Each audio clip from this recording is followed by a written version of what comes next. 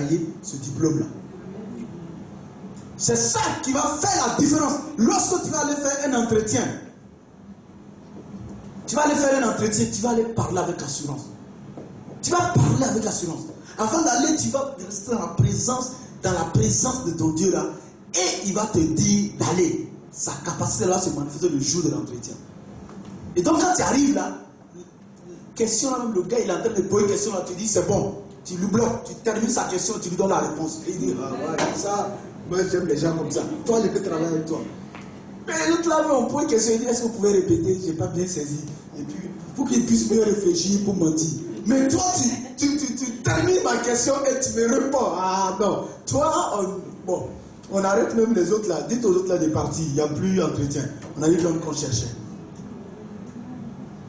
Dis Amen, frère. Amen. C'est cette capacité-là dont nous avons besoin.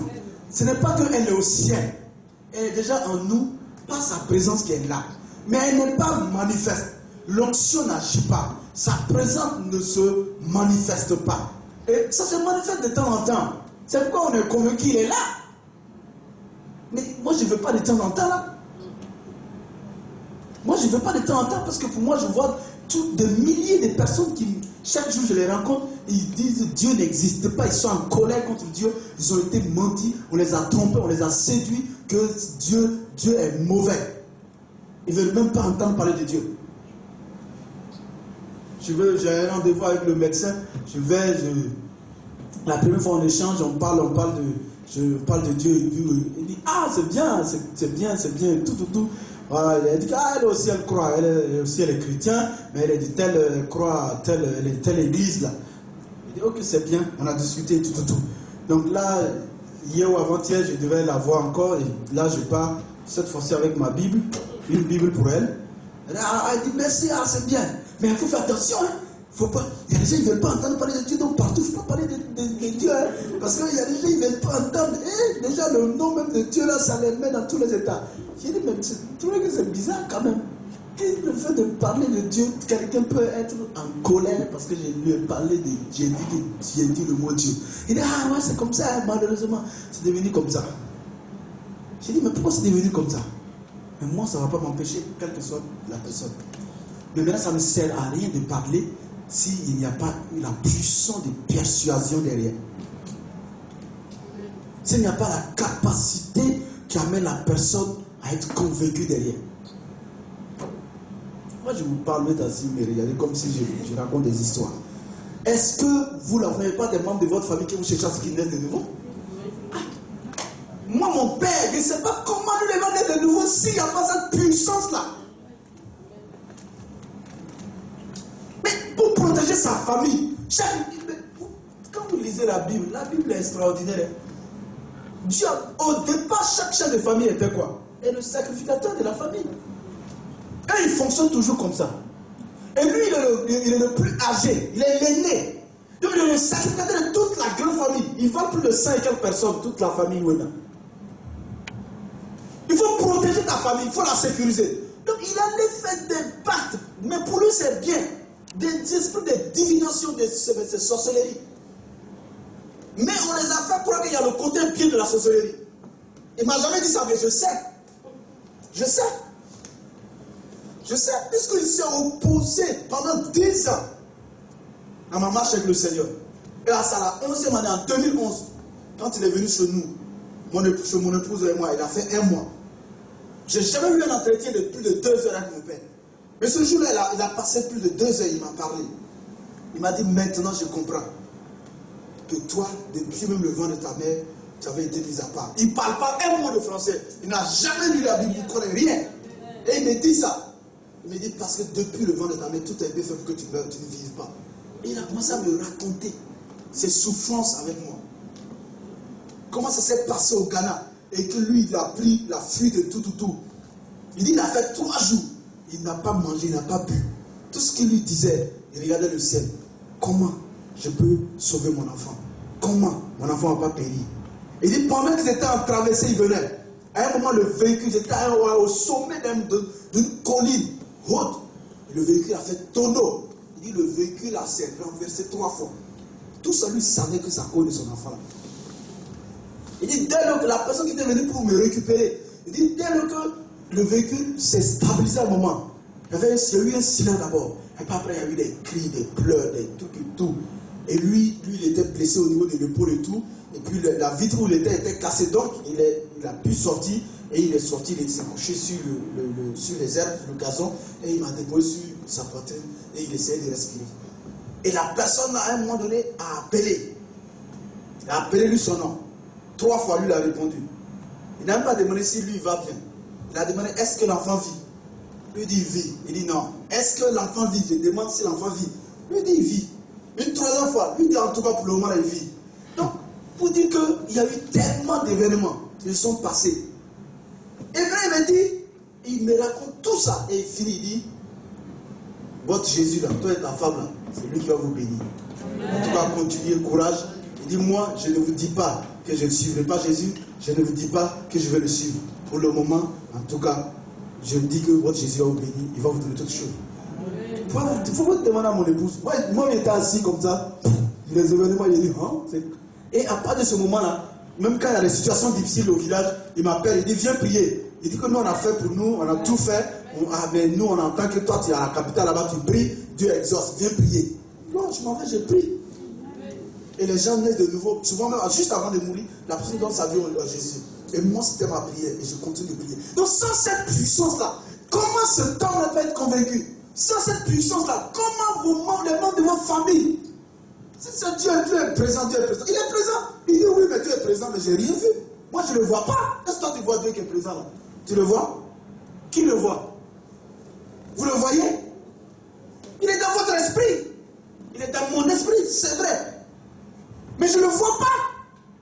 Mais lorsque sa puissance se manifeste, les gens voient. Et comme ils voient, ils croient. Et le royaume ne peut pas ne pas s'étendre en ce moment. L'onction, la puissance de Dieu est liée au royaume.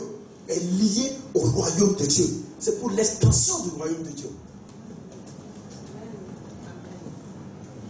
Voulez-vous que le royaume de Dieu s'étende au travers de vous? Est-ce que vous le voulez? Moi, je le veux. Voulez-vous que votre témoignage soit percutant?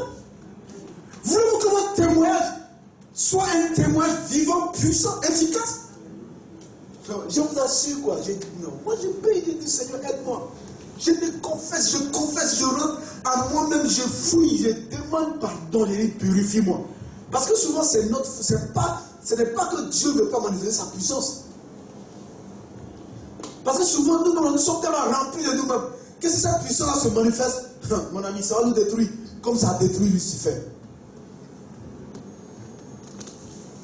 Comme ça a détruit Lucifer. Comme ça détruit plein de... C'est pas la puissance qui détruit. C'est-à-dire que l'orgueil là donne accès à l'ennemi de telle sorte qu'on pense que nous on est devenu quelqu'un d'autre. Et je vous ai donné l'exemple de pas mal de serviteurs de Dieu. Il y a un moment donné, tellement les paralytiques se lèvent, tellement les aveugles se lèvent, de telle sorte qu'à un moment donné, il a pris la Bible comme ça, il a dit, est-ce que ça, cette chose on a encore besoin de ça? Mais quand il a jeté, et là, c'est comme maintenant ses yeux, sur place ses yeux se sont ouverts. Un anglais, c'est pas quelque part loin. Et là, il s'est rendu compte qu'il venait de poser un acte. Mais qu'est-ce qui l'a amené à là? Si tu me demandes, il va te dire, mais qui est-ce qui m'a soufflé ces paroles-là? Le Seigneur lui dit, tu vois ce bossu-là qui arrive. Il dit, tu le relèves et puis c'est fini. Le bossu est arrivé, il a prié au nom de Jésus, le bossu s'est relevé et il a fini. Après, il a clôturé la réunion, il est parti. Les frères Geoffrey, on n'a plus jamais entendu parler de lui. Plus jamais, plus jamais. Jusqu'à ce qu'un jour, Renard Bonquet, après avoir fini ses études, il dit, mais les frères Geoffrey, mais on les a plus vus, mais on n'a plus vu. Et il a cherché, Dieu l'a mis à cœur, il a cherché. Et il a trouvé l'adresse, il allait trouver la porte. Quand il a frappé, une jeune femme est sortie. Il a demandé, la dame a dit non, il n'est pas là puisqu'il est devenu bossu. Il est devenu bossu. Il regarde Dieu, dit c'est parce que tu regardes, quand tu vas regarder le sol là, parce que tu vas dire que le monde est à mes pieds. C'est ça, le monde est à mes pieds. Parce que tu es en haut que tu dis que le monde est à tes pieds. Et le frère de l'intérieur, Dieu l'a parlé, il a dit à la dame, laisse-le rentrer. Et Bonke est rentré. Bonke dit que lui, il était dépassé. Il n'imaginait pas que c'était... Le frère est devenu comme ça. Et il a dit, je t'attendais. Il a expliqué son histoire à Bonke. Et il a imposé la main. Il a prié pour Bonke. Bonke est sorti, il partait en Allemagne, il a pris son train. Et le gars, il mourait. Et le ministère de Bonke aussi commençait en même temps. Le ministère de puissance et tout. Donc, pour vous dire que ce n'est pas que Dieu ne veut pas manifester sa puissance. Il le veut bien. Il le veut bien. Il y a d'autres. Tellement Dieu agissait. Il s'est arrêté un jour. Il dit, c'est moi, l'Élie qui devait venir. Le faire affaire est gâté. Tout est fini maintenant. Tellement Dieu agissait puissamment. Nous, on est là, mais c'est vrai, on crie, on prie, on prie, on crie, on prie, on menace les démons. Le démon, on dirait, là même, se pose bien pour dormir. Oh, ça me fait mal, frère. Mais ce frère-là, il vient, il parle à ton oreille. Esprit sous le lieu, sort et va-t'en. Et la personne commence à prier au nom de Jésus. Et la personne commence à... Le mieux là commence à parler devant tout le monde. Ah, mon ami.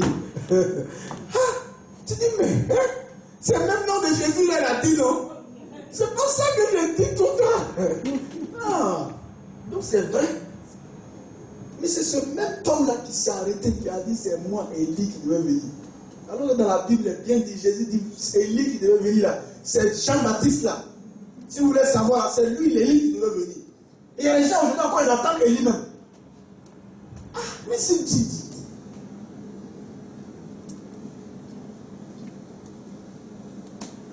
Donc, pour dire que c'est la présence de Dieu est réalité, sa puissance est réalité. Maintenant, c'est pour nous. Il faut que nous aspirons à cela. Ce n'est pas parce que sa présence est là qu'elle va forcément se manifester. Et dans Josué 5 au verset 1 là, il dit si vous lisez jusqu'au verset 28 pour mieux saisir, parce que Dieu explique comment il va faire, non pas au verset 28, vous lisez jusqu'au verset 13. Bon, je lis. Et dès que le sacrificateur, Dieu dit maintenant, prenez 12 hommes parmi les tribus d'Israël, un homme pour chaque tribu. Et dès que les sacrificateurs qui portent l'arche de l'Éternel, le Seigneur de toute la terre, poseront la plante des pieds dans les eaux du Jourdain, les eaux du Jourdain seront coupées. Les eaux du Jourdain seront coupées, les eaux qui descendent d'en haut, et elles s'arrêteront en un morceau. Amen. En un morceau. Amen. Donc Dieu dit ici, voici comment sa présence là va se manifester pour que les enfants d'Israël aient l'assurance que le Dieu vivant est au milieu de nous et qu'il va accomplir toutes les bonnes paroles qu'il les a dites. Amen. Amen. Et lisez au chapitre 5, lorsque tous les rois des Amoriens à l'occident du Jourdain et tous les rois des Cananéens près de la mer apprirent que l'Éternel avait mis à sec les eaux du Jourdain devant les enfants d'Israël jusqu'à nous ayons passé, il perdit courage et fut consterné à l'aspect des enfants d'Israël. Est-ce que c'est pas vrai? Non seulement eux-mêmes, mais leur ennemi là même là. Lui-même il a dit qu'il est consterné, il dit c'est fini. Découragé. Donc, la gloire de Dieu, c'est la personne de Dieu, c'est la présence de Dieu, mais cette présence-là ne nous est profitable ni à personne ni à vous si elle reste uniquement comme ça. Mais la présence de Dieu manifeste. Ce que nous appelons l'onction ou la puissance de Dieu, si elle se manifeste, si elle agit, alors en ce moment, elle nous est profitable, elle est profitable à ceux qui sont autour de nous. Amen. Amen. Amen. Ok, continuons. Donc, cette présence-là se respecte. Il faut honorer justement cette présence de Dieu. Et on aura prochainement, peut-être dimanche prochain, par la grâce de Dieu, on verra ça, comment entretenir l'onction. Comment entretenir l'onction. Et on verra que si nous voulons que cette présence, cette puissance de Dieu-là soit tangible dans notre vie et soit bénéfique pour tous ceux qui nous entourent, pour nos familles, alors nous avons besoin d'apprendre à respecter, à honorer cette présence de Dieu-là. Et le passage qui parle mieux de ça, c'est dans 1 Samuel. Dans 1 Samuel 4, 1 Samuel 4, du verset 1 au verset 21. Vous le lirez plus tard parce qu'on n'a pas assez de temps. Mais quand vous lirez ce passage, vous allez voir que ce passage est très intéressant. Et le souverain sacrificateur avait ses deux fils qui ne respectaient pas justement la présence de Dieu qui était dans l'arche, qui ne l'honoraient pas, qui faisaient tout ce qu'ils voulaient, ils vivaient dans le désordre, faisaient tout. Quand même les femmes s'assemblaient devant le truc, devant le temple et tout, et il attrapait une femme et rentrait dans le temple, il couchait avec ses femmes et tout. Donc il menait une telle vie. Et Dieu et les pères ne disaient rien, malgré qu'ils étaient au courant. Et malgré ça, Dieu a envoyé un homme pour parler à leur père. Donc, cette présence de Dieu était toujours là. Maintenant, il y a eu une guerre entre les Philistins et le peuple d'Israël. Et ce peuple-là est descendu et il est parti faire la guerre. Et les Philistins les ont battus. Alors ils ont eu l'idée, ils ont dit non, c'est parce que le Seigneur l'Éternel n'est pas présent au milieu de nous. Allez amener l'arche qui est la présence, où la présence de Dieu se trouve là. Amenez cette arche-là au milieu de nous. Et les deux filles du souverain sacrificateur, alors ont pris l'arche et ils sont partis dans le camp. Ah, la Bible dit que quand ils sont rentrés dans le camp, il y a eu une telle acclamation, il y a eu de tels bruits. C'est pourquoi souvent nous on fait des bruits, Oh, oui, acclamez. Il n'y a rien, mon ami. Il fait du bruit. Si vous lisez après ce passage, vous allez voir. Il y a eu tellement de bruit. Quand les Philistins ont appris, ils se sont dit, mais qu'est-ce qui se passe? On a dit, c'est l'arche de l'Éternel qui est rentrée au milieu du camp, qui est venu. Les Philistins ont dit, ah, ça en est foutu. Ça en est foutu de nous. Philistins, ça en est fini. Il n'a jamais été ainsi. Vous savez, et ils ont commencé à dire, c'est que cette présence de Dieu manifeste a fait au Jourdain, a fait aux autres rois, a fait en Égypte. Et il dit, maintenant, chaque fois il vient nous combattre sans la présence là. Maintenant sa présence est là. Quand sa présence va se manifester, on est foutu. Mais comme sa présence n'allait pas se manifester parce qu'on n'honorait pas sa présence, on ne respectait pas cette présence, alors, et que Dieu avait parlé en vain, sa présence ne s'est pas manifestée. Il s'est trouvé quelqu'un même parmi les Philistins qui a dit, Philistins, courage. Ne vous fatiguez, n'ayez pas peur. Combattez. Ils ont combattu, même ils ont pris l'arche. Les gens ont fui, même ils ont laissé la présence de Dieu là. Ils se trouvaient dans l'arche. Et les Philistins ont pris ça. La preuve que Dieu était là et qu'il n'a rien fait, c'est que quand les Philistins ont amené la présence de Dieu dans la présence de leur Dieu Dagon, et ils ont dit, voilà, Dagon, tu nous as donné la victoire, qui est plus fort que le Dieu des Israéliens, qui est dans l'arche. C'est pourquoi nous le mettons à tes pieds, afin qu'il t'adore. Le lendemain, venez voir Dagon, la statue de Dagon. C'est la statue de Dagon qui se prosterne. Comment une statue va se prosterner? Ils sont arrivés, qu'est-ce qui se passe? Ils ont pris, ils l'ont réuni. Ça, c'est la puissance manifeste de Dieu qui va se manifester. Le lendemain, il vient trouver Dagon cette fois-ci, les membres ont tout fracassé et prosterné encore. Ils ont dit, waouh, ça là, il y a de la main. Là, ils ont parlé de la puissance. La main de Dieu. Il dit que la main de l'Éternel s'est présentée sur les Philistins. Ça, c'est la présence manifeste. Ça, c'est l'onction, c'est la puissance de Dieu. Mais je vous assure, les Philistins avaient un problème. Ils avaient un problème entre les mains. Ils ne savaient pas comment se débarrasser. On dit, bon, on va aller sur tel prince. Les Philistins avaient 5 princes. Quand il arrive là-bas, les gens sont frappés d'hémorroïdes, de toutes sortes de mal. Ah non, on dit non, amenez de l'autre côté. Quand l'autre dit non, on ne veut pas, on ne veut pas. On veut pas. Vous avez eu un trophée, et puis vous ne voulez plus. Ils ont cherché comment se débarrasser de cette présence-là. Mais cette présence-là, pourquoi ils avaient peur? Pourquoi ils avaient de tels problèmes? Pourquoi ils avaient de telles difficultés? Parce qu'elle se manifestait. C'est ça l'onction. C'est ça la capacité. Mais ce n'est pas le fait d'utiliser le mot onction, capacité, onction. Maintenant, l'onction. Donc, ça c'était pour montrer justement la différence, la nuance qu'il y a entre l'onction et, il dit l'onction, je vais dire, entre la présence de Dieu, la gloire de Dieu, la personne de Dieu et la puissance de Dieu. Maintenant, allons rapidement dans le Nouveau Testament. Je disais, bon, je ne vais pas trop rentrer, parce qu'il faut non seulement honorer cette présence, mais être conscient de cette présence. Et on reviendra beaucoup là-dessus comment je peux être conscient et comment je peux savoir que je suis conscient? C'est par mon attitude. Mon attitude comment? Mon attitude par rapport à la chair, mon attitude par rapport au monde, c'est-à-dire le péché, mon attitude par rapport au diable, c'est-à-dire à la puissance des ténèbres. Ça, on le verra plus tard. Amen. Amen. Amen. Amen. Amen. Voilà. Donc, dans Acte 1 au verset 8, cette fois-ci vous pouvez noter sur le verset, le petit 2, comprendre la nuance entre la présence du Saint-Esprit et le revêtement de puissance. Donc, entre la gloire, premièrement c'était d'abord la nuance qui était entre la gloire et la puissance de Dieu. La gloire et la puissance de Dieu. Maintenant, c'est la même chose, mais simplement dans le Nouveau Testament, on parle de Saint-Esprit. Et la présence du Saint-Esprit, c'est exactement, elle équivaut à la présence de Dieu. C'est la présence de Dieu, c'est tout. C'est pourquoi je vous ai déjà dit, quand on parle de Saint-Esprit, présence du Saint-Esprit, Saint-Esprit remplis-moi, c'est parce que Dieu est là, c'est Dieu qui est venu en toi. Amen. Amen. Amen. Donc, la présence du Saint-Esprit équivaut à la présence de Dieu. Mais dans Acte 1:8 là, Jésus dit, bientôt, le Saint-Esprit survenant sur vous, et vous serez, il vous revêtira de puissance.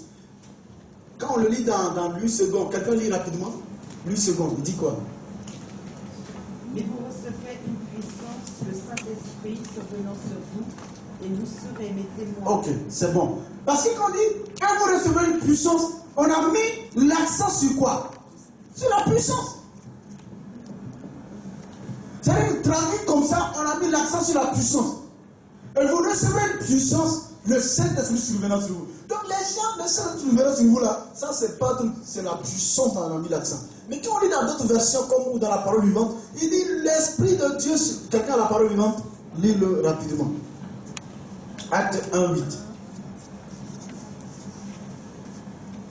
Dans d'autres versions, vous allez voir où c'est bien mis que c'est le fait que la personne du Saint-Esprit vient en nous et nous revêt d'une capacité de puissance. Voilà, vas-y.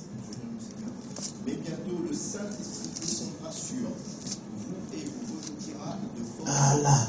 Amen. Donc c'est bon. C'est le fait que le Saint-Esprit qui est descendu en nous, la personne de Dieu qui est venue en nous là, nous revêt de puissance et de force. Pour faire quoi? Pour nous rendre capables d'être ses témoins. Pour nous rendre capables d'étendre le royaume. Vous allez me dire, mais qu'est-ce que cela a à voir avec mon travail? Qu'est-ce que cela a à voir? Il dit que tu vas travailler là, ça fait partie des biens à gérer, des biens qu'il t'a donné. Si tu n'as pas cette capacité-là, mon ami, quelqu'un va s'asseoir, il va utiliser une autre capacité, il va t'injecter. Quelqu'un va s'asseoir, il va, là où toi tu es assis là, il va utiliser une autre puissance. Mais si là, on va la personne va utiliser une autre puissance. Si tu n'es pas puissant, mais tu n'es pas puissant par toi-même, il faut que cette présence de Dieu là se manifeste. Il y a des handicaps. Il y a des handicaps. Il y a des, nous traînons certains je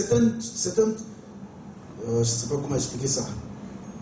Ça peut être, je peux dire, certains péchés qui reviennent, qui sont cycliques dans notre vie, ou bien certaines maladies dont nous avons des difficultés à enrayer dans notre vie. Alors que nous savons que par ses maîtrises nous sommes guéris. Nous savons qu'à la croix il a porté nos maladies, il a porté nos infirmités. Nous savons cela, nous le croyons et nous proclamons. Mais mon ami, c'est pas proclamer, c'est ça on nous a trop trompé. Proclamer. Tu as proclamé jusqu'à les gens maintenant disent que proclamation ça ne marche pas. Les païens proclament. Les gens qui sont dans l'occultisme ne proclament pas, ils proclament. Ils proclament. C'est quoi nous proclamons?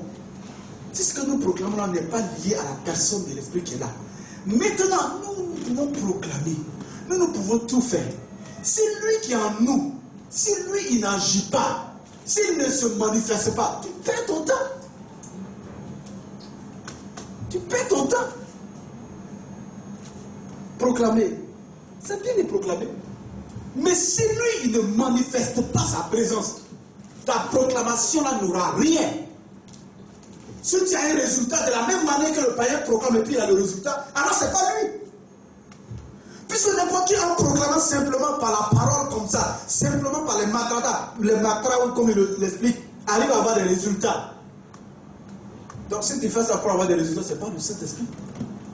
Parce que ni toi, ni moi, ni personne ne peut accomplir quelque chose pour Dieu sans sa puissance, sans sa capacité. C'est pourquoi on a besoin de nous encourager et de prier, frère. De prier jusqu'à ce que nous le voyions dans notre vie. Et moi, j'ai enclenché ça. C'est pourquoi j'insiste là-dessus, pour que vous aussi vous le saisissez, pour que nous puissions continuer à nous encourager à prier. Déjà, je rends grâce à Dieu, parce que déjà, de la manière dont on est ballotté à gauche, à droite, on réussit à se retrouver pour prier, et vous venez pour prier, et on prie ensemble.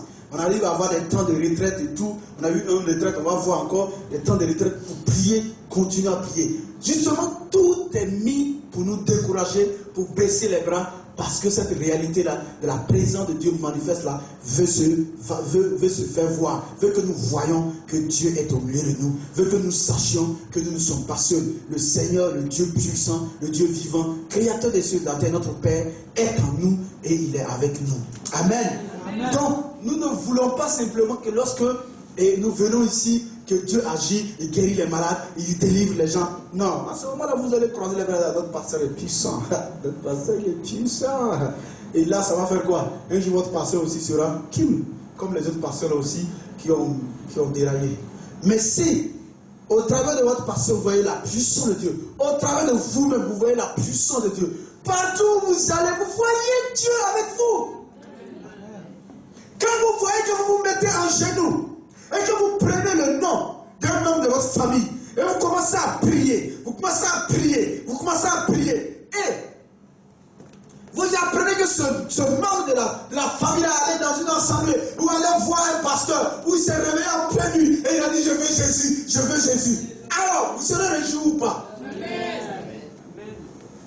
Vous priez, vous ne voyez pas de résultats et vous dites que non, c'est bon. Ah, bon, c'est pas encore la volonté. Qu'est-ce qui n'est pas la volonté de Dieu? Dieu a donné Jésus-Christ. Il est mort déjà. Donc c'est la volonté de Dieu qu'il soit sauvé. Il n'y a pas d'excuse. C'est la volonté de Dieu qu'il soit sauvé. Et Dieu est venu à nous avec sa puissance pour que cette puissance puisse œuvrer. Alors nous allons crier à Dieu. Continuer à crier à Dieu. Jusqu'à ce que nous voyons cette puissance-là. Quand je lis la biographie de cet homme de Dieu, cela me dit que c'est vrai. Quand je regarde la vie de notre Père spirituel, j'ai dit c'est vrai. Je regarde la vie de Yongisho, j'ai dit c'est vrai.